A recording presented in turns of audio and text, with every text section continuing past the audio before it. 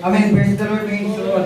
No, from young people, we need a proper priorities mga igsoon. So, ingon rin the proper of our living to be a Christian mga igsoon is to have the proper church life. No? Ingon rin, church life is we need if you have this proper church life, we need to realize that three stages mga igsoon. No? First stage is Christ in the church.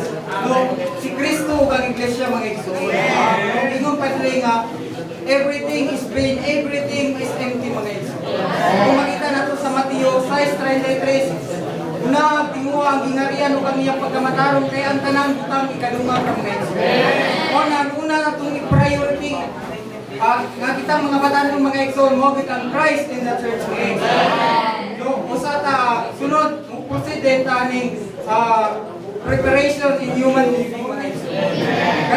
Kani mga igsoon no, proceed na tani mga igsoon, eskwela na ta or nanarbaho na ta mga igsoon. No, kani kay ang atong pagpanarbaho o pagpaniskwela mga igsoon, alang punta sa Christ of the church mga igsoon.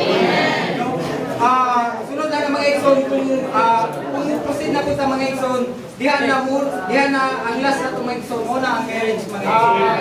Pero atong hinumduman nga unong yun nato ang Christ of the church usap ta diha sa proper human living mga igsoon. Dili ta maguna-una sa proper human living o maguna-una sa priorities of marriage mga igsoon. Dapat kita mga batanon una gid ta sa proper sa priority sa Christ of the church mga igsoon.